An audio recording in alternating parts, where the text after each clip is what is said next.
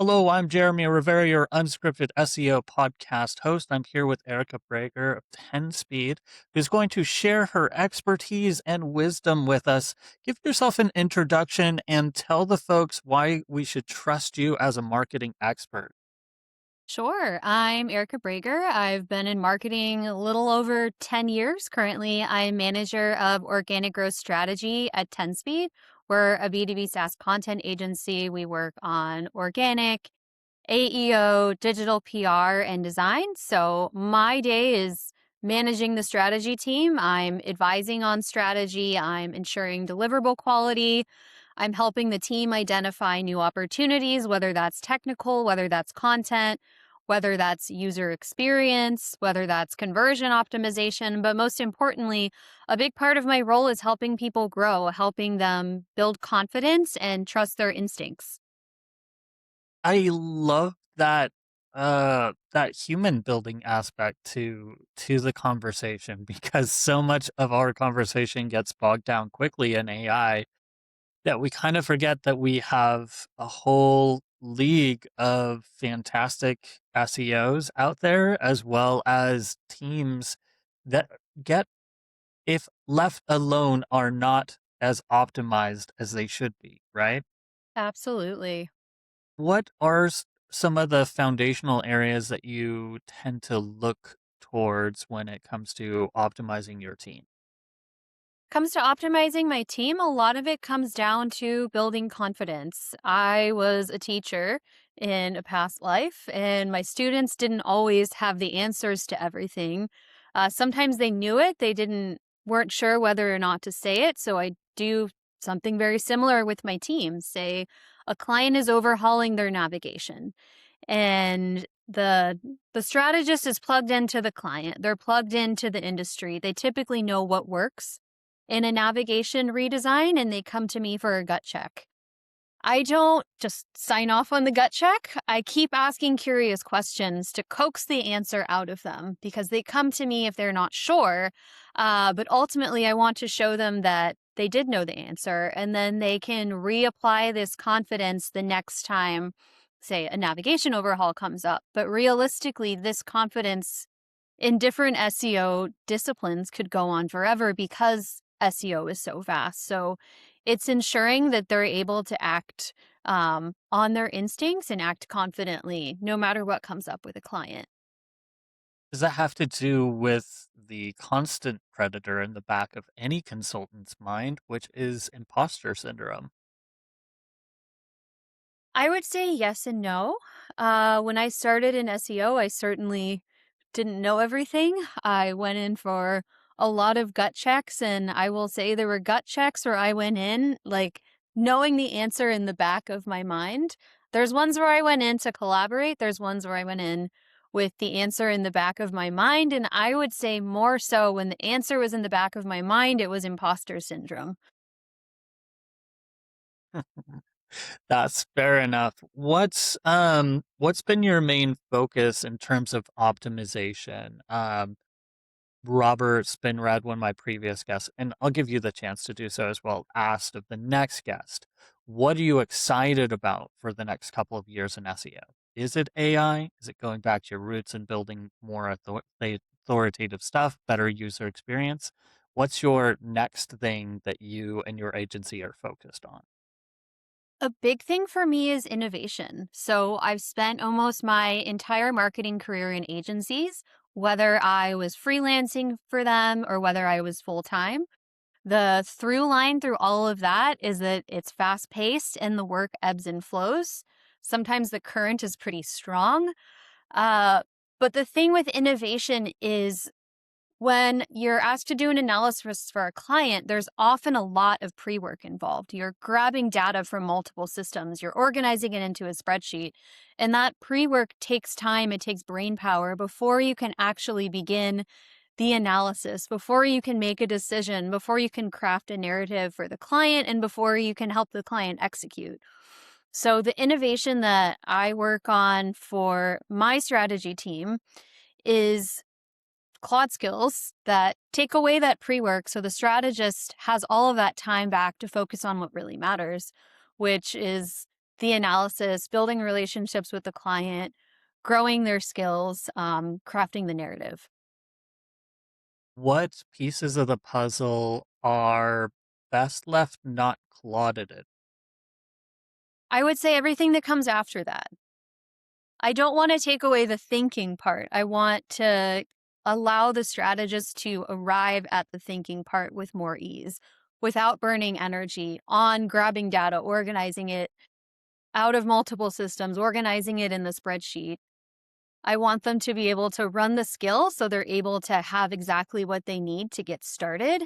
And then ultimately, they have more time and brain space to work on these different things. How are you explaining the new value of SEO to potential leads and clients these days? Well, it has really, I would say, expanded a lot over the past 2.5, 3 years. Uh, with Chat GPT, got to be on the rise, I would say, like end of 2023. We have to think about so much more. We always had to, but now it's become a must do. It wasn't something that could be kicked to like the nice to have part of the list. Now it's the must have part of the list. So we're thinking about digital PR, we're thinking about design, we're thinking about video, we're thinking about all of these other elements on whether it's on page or off page that matter, that impact how you show up across the web. I That's where I'm going to is, instead of thinking of the Venn diagram as completely separate things, SEO and LLMs, I've actually started to shift that LLM window completely over the top of SEO. And there Absolutely. really isn't anything that we do within SEO that you couldn't also view through the framework of LLM optimization at the same time. But it's Mhm. really about, layering in those cross discipline efforts that, in what I call the golden age of SEO 2010 to 2020, we could afford to ignore because we could pull so much traffic organically Mhm. that we could afford to not talk to the digital PR team, that we could afford not to be closely collaborating with the social media team, that we could afford not to be, directly connected with the client. And I remember 3 or 4 projects where I never actually met or spoke with the client and I did their Wow. SEO. Either at a couple of agencies, everything had been through emails and I was handed the account and I did the AHREF work and came up and sent off to the content. And I never actually spoke to the human on the other end or anybody in the team on that client side. And I think that systemology is dead. I think there's too much value that you have to extract from the humans working on the client's side, whether that's I was talking to a sales guy from Topaz, Chavez, and he really opened my eyes about the importance of human conversation and how important it is in the sales process to, you know, not just read the transcript, but to understand the intonation. And if we rely too much on machine learning to just feed it the transcript afterward of the meeting and you'll learn everything. There's more there. Like, we're humans and we're actually reading I'm reading your body posture and you're looking at your eyes and how you're reacting, and there's those secondary communications that, as of yet, LLMs and AI tools can't really capture that or use it in a meaningful way where human to human conversation um is super valuable, not just for sales, but for, you know, making sure that the client's satisfied, and, it can make or break the difference between holding on to a marketing retainer with a company for as long as possible versus, oh, okay, well, we did that contract and didn't really connect with them. So my question to you is, are you guys at Tenspeed leveraging human-based content? As in connection with, like, client relationship building Yeah, or yeah, exactly. SME? Yeah. Relationship building, having informing decisions on the site based off of either analysis of that text or having conversations to understand, who the ideal customer profile is that you're targeting. Yeah, a lot of that happens early on in the client engagement where we're getting to know the client's team, their industry, we're getting to know the product, and we're understanding, like, how the product is used by the ICP, what keeps them up at night, what gives them gray hairs, what does their tech stack look like, all of these different moving pieces that make that draw, like, the ICP to that product. And SME is built into our briefs, so we are tapping experts on the client's team to inject that expertise into the content so that the piece that comes out is ultimately more aligned with their needs and their challenges. What is it that you're adding to the content marketing that you're doing for your clients that's additive above just the baseline of what an LLM can provide? I will say I haven't had a situation come up where a client is set on using an LLM to write their content. Some of our clients get fully produced content, some of them get the briefs, and some of them that we do deliver briefs opt to use an AI assisted process with editing. It kind of depends on team bandwidth and how they choose to execute. But ultimately, it's the brief that sets the content up for success, ensuring that it has subject matter expertise, that we conducted our deep research on the product, we conducted our deep research on the ICP and understand where this piece lands in that moment of the journey. I think the human element is important because a human has to strategize what the topic should be, how it's connected to the greater picture, and then how it's connected to the ICP at that moment of the funnel. And that lens also needs to be applied in the editing process, whether a human wrote that content end to end or whether if it was an AI assisted writing process. We still need that expert review layer. What's one of your biggest victories from the past year that you'd like to share? I've had a lot. I've had a lot of interesting things happen with Claude skills, I would Go say. on. Building Claude skills. Um, it's how much time I'm able to save my team and how much brain power I'm able to give them back to inject into things that matter. Uh, Claude can summarize conversations across your system. So instead of jumping from, like, place to place to place to read conversations, you can have Claude go out, grab them, summarize them, and that saves you a lot of time and effort that you would have spent going from to 3, 4 different places.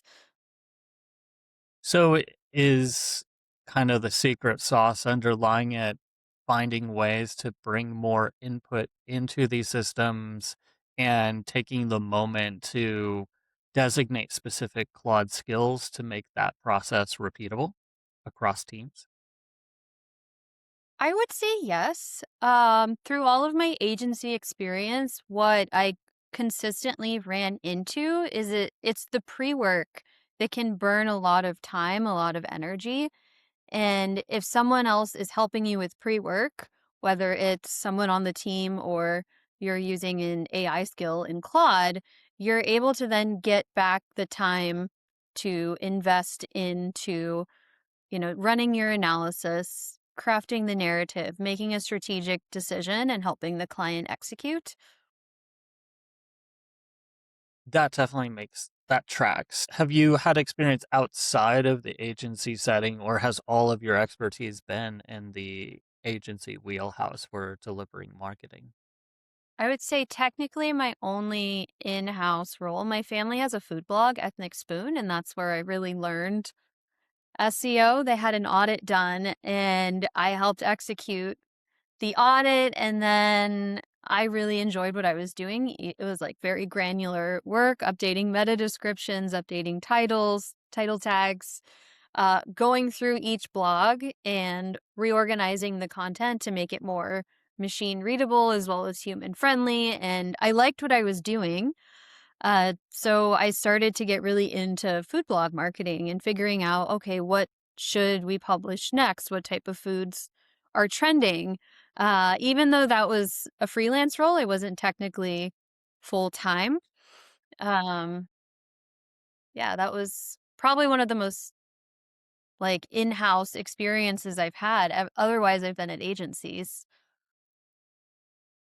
When it comes to an agency, I've been everywhere. I've been freelance. I've been at a couple of different large agency, one very small and niche hunting focused agency that provided exclusively to outdoor people. Wasp broadheads and working with Jeff Foxworthy. Um, is there any particular vein of niche or industry that you really like working with? I have mostly been in B2B SaaS. I would say 90% I've been in B2B SaaS. When it comes to SaaS, is there a particular mindset or understanding about their goals or systems that helps you deliver value to them as an agency? Sure. With SaaS, the products are technical, they're complex, but they don't have to be technical and complex. You want to make sure that you're delivering how the product works, who it's for, in language that humans can understand, but humans outside of the organization. If you're writing too much in technical language or internal language, it's not going to land. And in the agency setting, we're running these analyses to make sure that how the content is written, whether that's a blog, whether that's a downloadable asset, or whether that's the core pages, is angled towards the humans that are going to be using the product, that it's meeting their pain points, it's meeting their jobs to be done. Any wisdom you can drop for our SaaS listeners, whether they're founders, solopreneurs, or working on the SaaS side of things that you could share a gem or a uh, opportunity for them to take?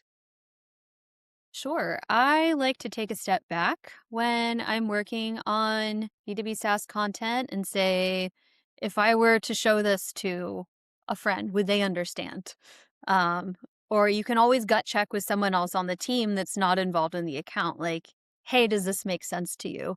Uh, I use this a lot when I was a copywriter, because I would get so far into learning about a company, learning about a product that I didn't realize how technical I was being. But if you have the opportunity to cross check, to collaborate, it's always valuable. Um, Different things can come out of those conversations, like insights that you weren't expecting.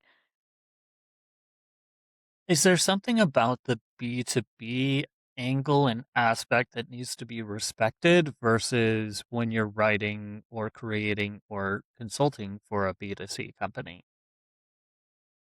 You mean like B2B versus B2C? Yes, that's right. I would say it depends.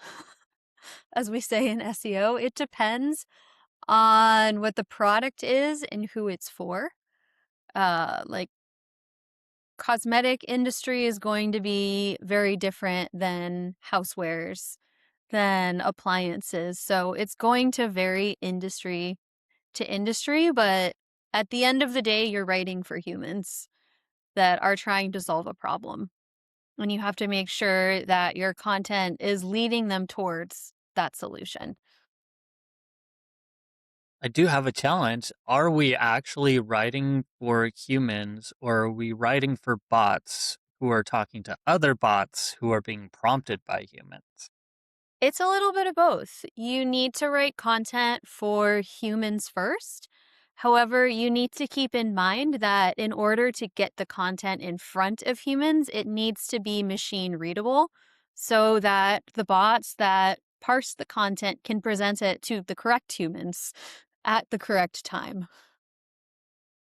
Any myths or missteps that you like to put out there? Hey, like it's people think this, but you should absolutely not do that. Any red lines that you like to put out there for your clients in your conversations? Don't rush a website migration, I will say. Never rush a website migration. Because forgetting to do redirects, leaving off entire sections of your website, and there, I feel like many of the times where migration becomes the solution, it sometimes shouldn't have been the solution. Yeah. I've run into that as well, like changes from one CMS to another. But when I'm working on a website migration with a client, one of the first questions I ask is like, what are your goals? What are the business goals behind this migration to make sure that they're not moving from WordPress to Webflow or vice versa because somebody likes it over the other. What's your game right now in terms of CMSs? I personally have unlocked Claude Code and REST access on the back end through an application process password, and I'm now editing directly my websites. Largely, three-fourths of the time, it's through Claude Code, as opposed to using the WordPress interface. What CMS does your agency prefer or push? And do you think it's going to stay that way with everything that's developing on the code world? I wouldn't say that we push or prefer any CMS. Our team will learn your CMS if we're publishing content to your site. I started in WordPress years ago, and I got most comfortable with WordPress through all of their iterations. So Mhm. that's my preferred CMS because I know which plugins work well with it, and I know all of the other little quirks as I'm making recommendations because that's another layer to think about with CMSs. So I would say it's less about a preference and more about knowing how they all operate so you can make good recommendations. That makes sense. This is not necessarily directly related to SEO, but it is related to all of the work that we, use Claude all the time. We all use AI tools. Mike Montague, my previous guest, was wondering, do you think we'll reach some sort of, super intelligence within these AI systems? And if so, how will that change anything? Possibly. I still find even with all of my Claude skills or Claude usage, I still need to run a thorough QA. There's still a QA element, so I question like when that could possibly happen and how much we could possibly hand over. I'm hesitant.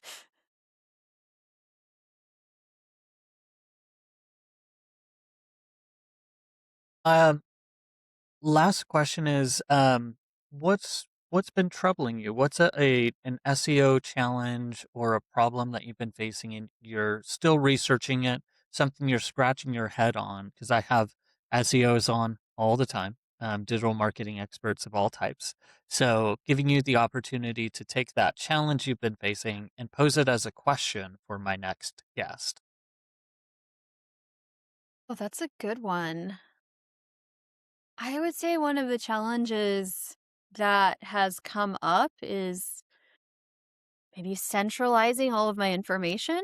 So now I need to pay attention to Reddit and I need to pay attention to G2 and I need to pay attention to YouTube. So making sure I'm keeping track of what's happening with a client's visibility, a client's mentions across all of these systems is a challenge. Okay, so what are some of the tricks or processes to put into place to centralize visibility when we've added so many new layers of different ways and places that we have to monitor them? I would say the best way to do it is with a tool. Uh, I have not been super involved with that, but the best way to execute that, I would say, is with a tool that's going out and taking all of these steps for you, similar to what I'm doing with the Claude skills. So, what if we're able to take out all of this pre-work and just have everything pulled together into one place so you can start your analysis? Makes sense. What are you guys working on over at Tenspeed? Is there any speaking engagements? You guys have any awesome content that you put out recently that you wanted to highlight? Any downloadables or resources? Make sure that anything you mentioned gets linked in our show notes, goes up on SEO Arcade, linkbuildingideas.com, human certified content. Absolutely. We just published our first research report. Um, it's live on the website and it's being promoted on socials. Right. It's what AI actually cites for B2B evaluation stage prompts. It's taking a look at how your owned content that you can control will dominate AI citations at the consideration stage of the funnel. It'll talk about what type of pages are leading citations, what's happening with community driven sources, and what's happening with comparison format queries. That's some useful research. I do want to check that out myself. I'll make sure it's linked in the show notes because that can inform a lot. Knowing that your own content can be still play a vital role in informing that LLM, and not to throw up your hands and just be like, okay, I guess a Uh-huh. thousand listicles it is. Pretty much, yes. For everybody that's listening, I'll be adding those resources to show notes. You can catch more unscripted SEO interviews at unscriptedseo.com. And of course, make sure to check out Erika Braeger on LinkedIn and her company. I think it's tenspeed.io. Yes, tenspeed.io. All right. Thanks for your time. Thank you.